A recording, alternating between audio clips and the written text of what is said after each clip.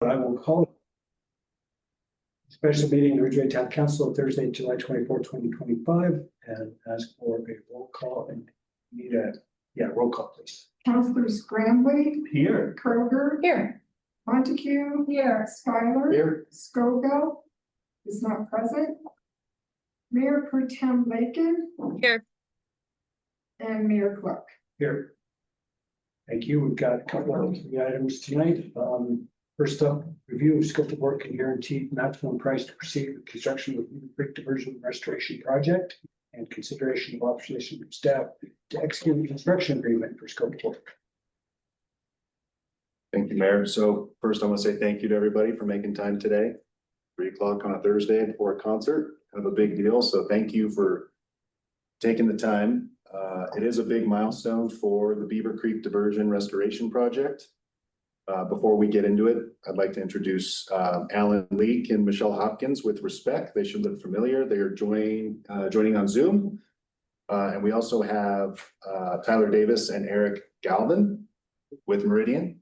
Right now they are handling the pre-construction services side of things, and everyone's here to answer any questions you all might have about the 90% construction documents and the pricing that's been put forward. It's been a long road, actually almost exactly a year. And we're finally here today to talk about the construction side of things, not concepts and pre-construction. So as a reminder, we are using the construction manager at risk or CMAR delivery method for this project. And as a reminder, it does differ from the more traditional design bid build method. In that method, a construction manager, in this case Meridian, is brought in and was brought in early in the project in a consultant type role to provide input during the design phase, a very fast track design phase, to help shape the scope and budget, to optimize the constructability, cost efficiency of the design. And during this phase, the contractor provides cost estimates for the particular construction phase, typically at about 30%, 60%, and 90% design, which is what we've followed for this. And then this allows the team and then the owner, in this case, the owner is the town, to have a good understanding of what the project is expected to cost, and then if necessary, adjust the direction of the design of the project. And overall, the process is going very well, at least in my eye. That's totally my opinion, but I think we've been with how it's been fast tracked. Again, it's been a year. It's been going very well. Obviously, we're at the current levels at 90% design, and those design documents were included in the packet. And I know it's been short turnaround. Hopefully, you've at least had a chance to browse that work or are browsing some of those pages and images now.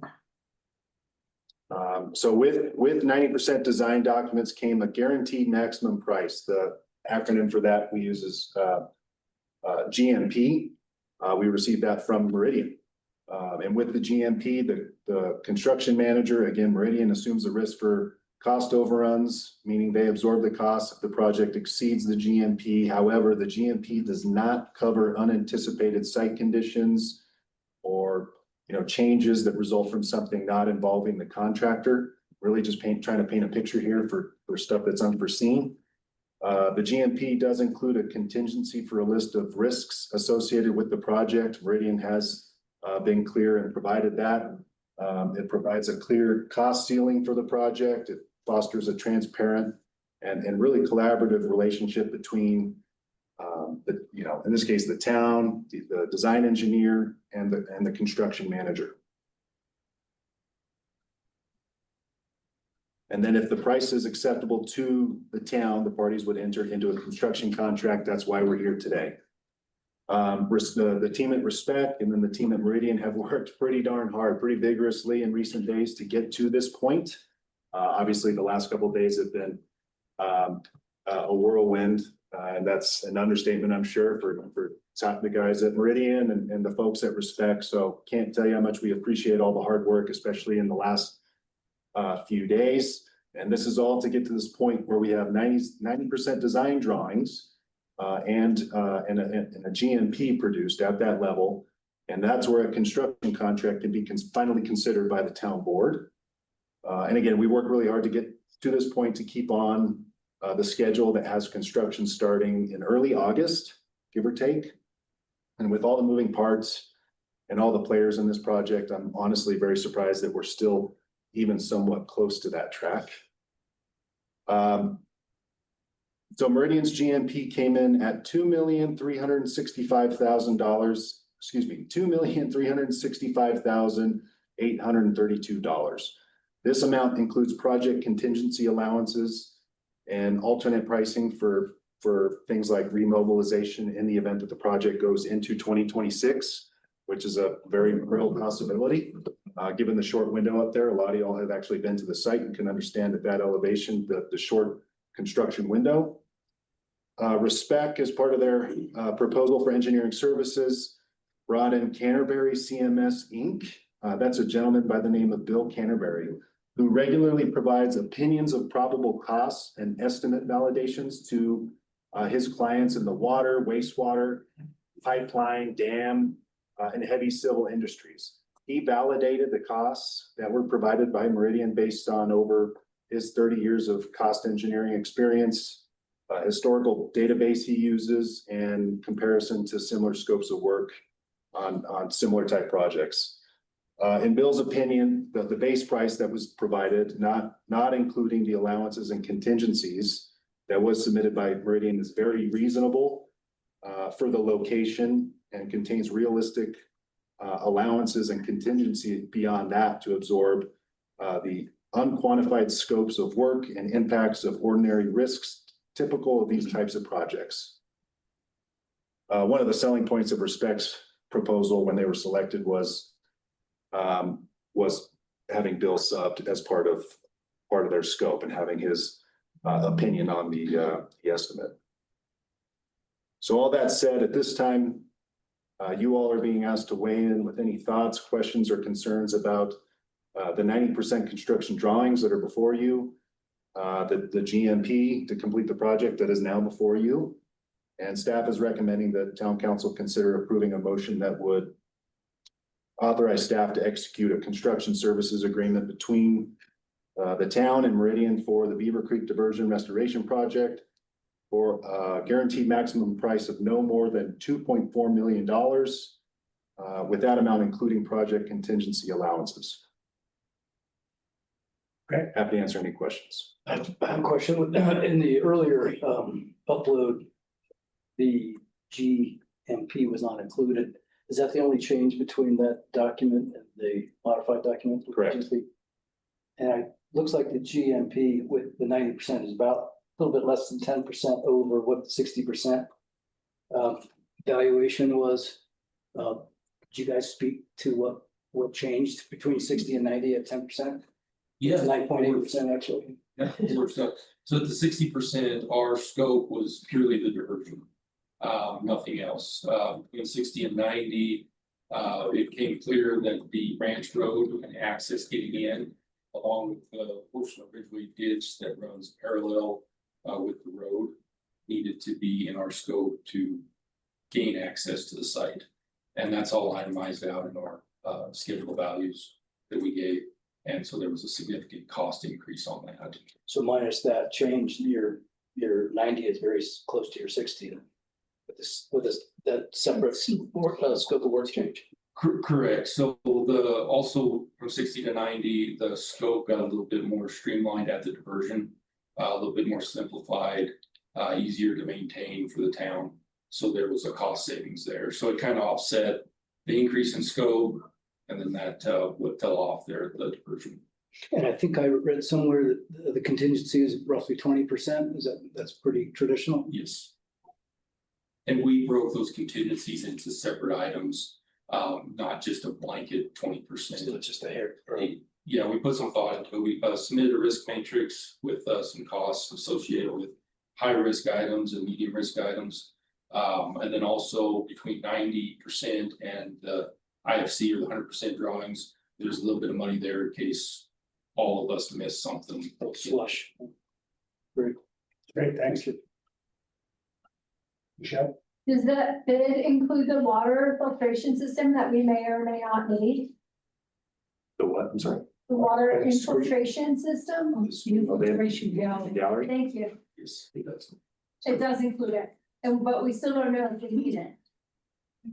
Or are we having to decide if we're doing It's it? part of the design. Yep. Okay, I thought at one point it was unknown.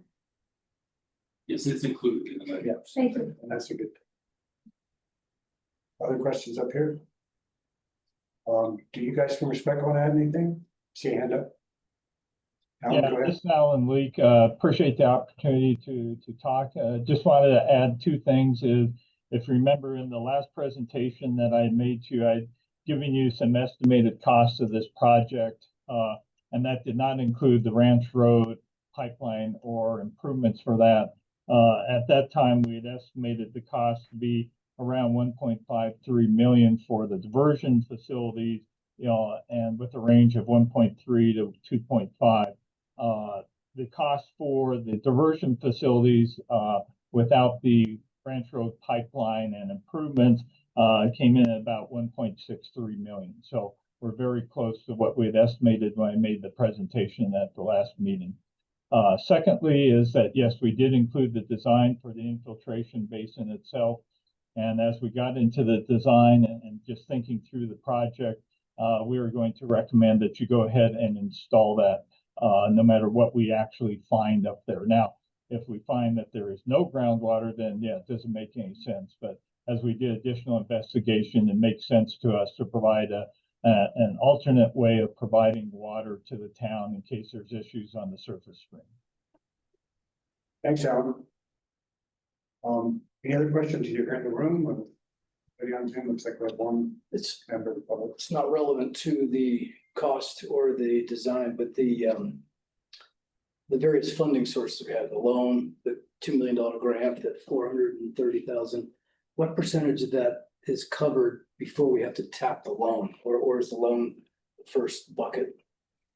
The NRC, well, that's hard to answer, and I don't have a direct answer. The loan's kind of the last resort. It's what the NRCS, so the feds don't pay for, and what the state won't pay for, and ultimately what is going to fall on the town to like match as part of the project. So that's the way I would explain it. I don't have a firm handle on. I have a vague understanding of what the NRCS will and won't pay for, but they still need to go line item by line item to say yes, no, yes, no, yes, yes, yes, kind of thing, and send it off to the state so that we can continue that reconciliation. So separate from whatever the local match on the $2 million grant is, we're sitting pretty well with the 3 different buckets to cover the cost of this not to exceed price. Yes, And thank you for all that hard work. It's really appreciated. team effort. Thank you. Yeah, it's a big deal. It's really important that we get it going as soon as possible. So unless there's more discussion, I think. Motion. I move to authorize staff to execute a construction services agreement between the town and Meridian for the Beaver Creek Diversion Restoration Project for a GMP of no more than $2,400,000, with that amount including project contingency allowances. Second. All right, thank you. Motion by Michelle, seconded by Kelly. Roll call vote, please. Council members Grantley, Aye. Kroger, Aye. Montague, Skylar, Aye. Mayor Pro Tem Bacon. Aye. Great, thank you. Go for it. Thank you. We're ready to break around. Yeah, let's do it. Yeah, I know it's different time whether we get it done this year, but boy, let's get it going. Prime committee, Great. we're ready. Right in time for Thank you for months. the work and Yes. continued. And thank you to Michelle and Alan too. Thanks a bunch. Thank you. Thank you. We appreciate the opportunity. And thank you, Preston, for all your hard work. Joanne too. All right, and the rest of the staff, for sure, Joanne. Whole team. All right, that takes us to item number 2 on this short special agenda. We have a release of subdivision improvements agreement for Vista Park Commons. Council's asked to consider releasing the subdivision improvement agreement and the associated irrevocable letter of credit for Vista Park Commons. The terms of the agreement have been met. Last meeting, there were some concerns voiced about the permeable paved parking lot. We verified that the parking lot was built to spec, and Joyce, our engineer, met with Polly and Joe Nelson earlier this week on site to discuss the conditions that have been observed and kind of talk through ways to mitigate any cooling in the future. So, happy to answer any questions. Yeah, that's pretty straightforward. We're all aware of where we're at on this. I'm glad to hear we got some answers on the drainage issue. Any other questions? Anything in the audience? All right, I'll move to release the subdivision improvement agreement for Vista Park Commons and the associated irrevocable letter of credit. As terms of the agreement have been met. Second. right, motion by Terry, second by Polly. Roll call vote, please. Councilmembers Graham, Aye. Kroger, Aye. Montague, Skylar, Aye. Mayor Pro Tem Lincoln. Aye. Okay, there you go, Jen. Thanks. Might you have the letter itself here, or is it? It's not here.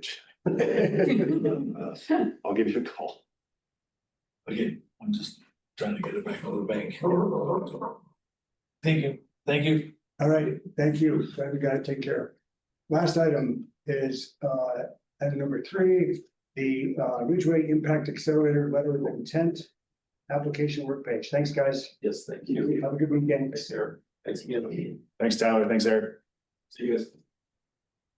Who's taking this one, Justin? It's Terry's show. Really? Okay. Well, the SAB met with Eco Action Partners. I believe we broached this in the last council meeting. Mhm. The concept of applying for this 3-tiered grant. There's a $500,000 constrained budget, a $2 million standard budget, $5 million vision budget, in order to meet the requirements of the grant, which are looking at code requirements and or policy requirements that exceed state minimums.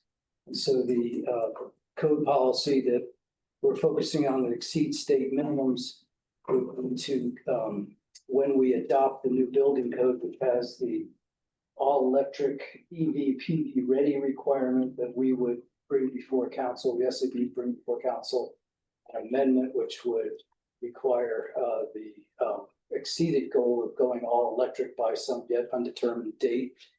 The grant would then allow us the funds to do 3 things, basically.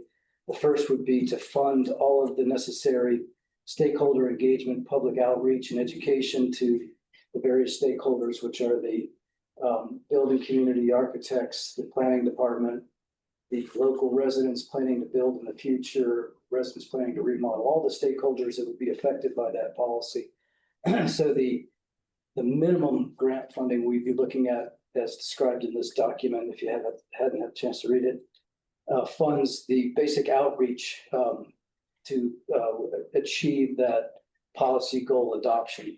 In the standard $2 million grant, we're looking at taking the next step, which is to fulfill some of the terms of the net zero by 2030 resolution for municipal operations, where we would in that grant apply for the monies necessary to do the appliance fuel switching to serve as a demonstration to the community that the town is walking the talk, and would actually go through the process of hiring an EPC and energy performance contractors, do energy audits of all town facilities, come up with both an attrition schedule and a dedicated replacement schedule of all all fossil fuel burning energy appliances with all electric.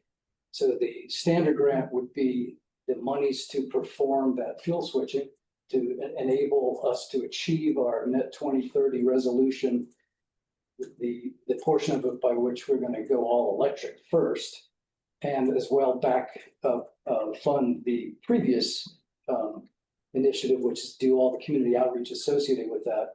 And then to document all that and demonstrate to the community that we have, through this grant funding, successfully demonstrated cost efficacy and the efficiency of doing the fuel switching to all electric. And then the third vision goal would build on all of that, but would include monies to actually fund between 1 and 6 of the solar systems that we're designed into the Green Street sustainability part, which would then provide the renewable energy credits for the town to achieve the net zero goal by using locally generated renewable energy. So it's a 1-2-3 punch. It's a fairly well-written, in my opinion, LOI, spearheaded by Eco Action Partners. They've written themselves in as the project managers for all of these tasks. And it would require a 5% match from the town on each of the financial increments, assuming we were awarded the final funds. And that 5% match could be met by a combination of cash and in-kind support. So it's really a pretty remarkable low matching requirement of only 5%, which, you know, Preston's time and staff time could actually be accounted for as part of that matching requirement.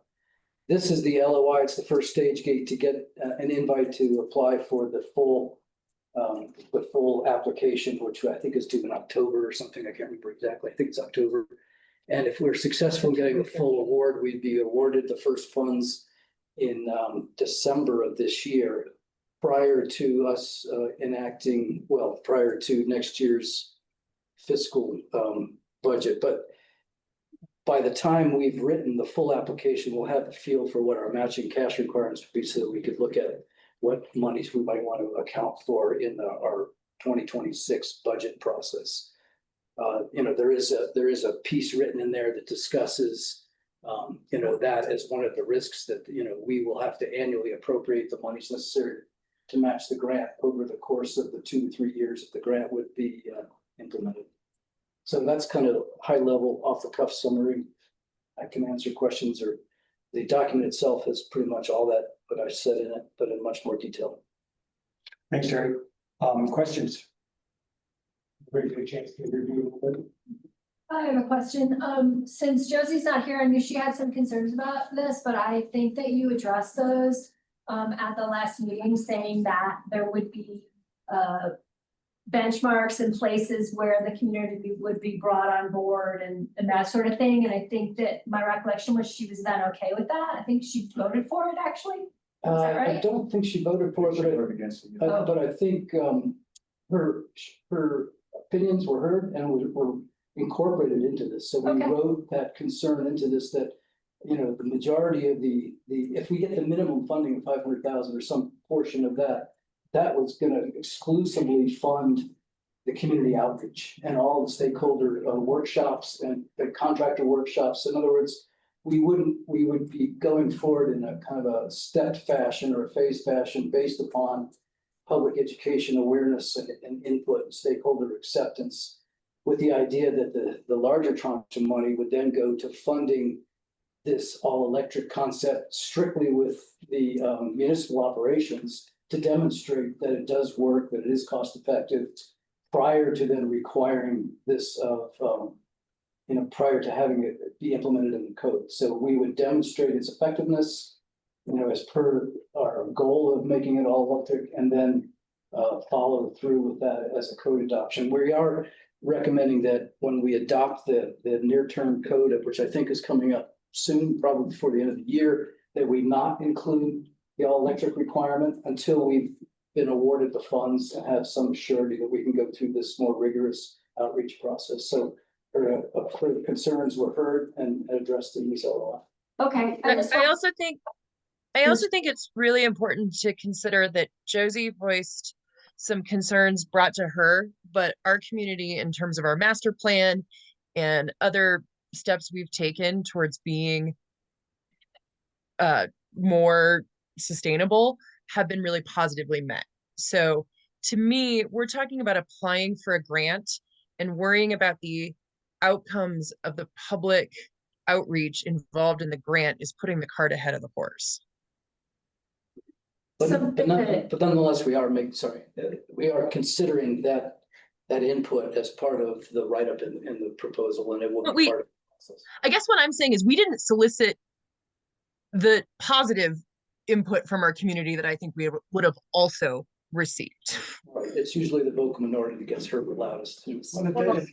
At the same time, I think it's really important that we model a real community-minded approach that is based on listening to the entire population of the town of Ridgway, all different varied opinions, and showing respect and concern for everyone's opinion, and then gathering all the information and all the input we can through a stakeholder process, and then making our decision based on that. So I think it's really important. I mean, Josie was elected by Well, John, I'm not disagreeing with you. In fact, I'm saying that's why we have to apply for the grant. And there might be some concern about potential outcomes of the grant, but the first level is about helping us hold a rigorous public discussion. Yeah, no, And the things that really helped solidify my want of this letter of intent to go is, quote, most importantly, we're committed to radical inclusion. Our goal is that not one single resident can say, I was not included or consulted. And I think that is That's incredible. important. Yeah. That was incredibly important for this. That paragraph too. Exactly. I think it's in there twice. Any comments from the few public in the room or anybody on Zoom? I think we need a motion to go ahead and submit this LOI. I move to submit the Ridgway Impact Accelerator Letter of Intent. Second. Motion by Holly. Holly. I'm not sure. I'm gonna hear name is down there. And it's seconded by Terry. Roll call vote, please. Councilmember Scrambley, Aye. Kroger, Aye. Montague, Aye. Skylar. Aye. Scoville, excuse me, Mayor Pro Tem Lincoln. I Great. Passes unanimously. Anything else for the good of the order? I want to take a minute, just, I stumbled upon this, I think I may have read it to you. I think I got it a couple years ago, but I just found it on the desk the other day. I heard it in a while, and I just think in these crazy times, I think it's really important for us to hear input like this, because we face a lot of challenges. And I received this a while ago, and this is really touching. It says, Dear John, my husband and I were in Ridgway a few days ago. Following a marvelous breakfast at Kate's, we meandered into the gallery where we met Tara and saw Ed's potent art exhibit. Tara was not shy about singing her praises of your leadership as she shared with us how Ridgway is working to connect your past with the future into which you are working, how you are creating a community where everyone's efforts and skills are valued and supported. I have to say it was a very hope-filled story. I have thanked Tara for the role she clearly continues to play in this forward-thinking way your community is functioning. And I want you to share with your council our appreciation as outsiders of the hard and often unrecognized work you all are doing to bridge divides and reveal your underlying unity. It is a gift to more than yourselves, believe me. Dee Wagoner and Bob from Mancus. I just think that's really nice words to hear in these difficult days. So thank you all for your roles in this town, and we're very lucky. Thank you. And with that, unless there's anything else, I will say we're adjourned. Adjourned. Thanks, everyone. See you at music. I wish we were getting.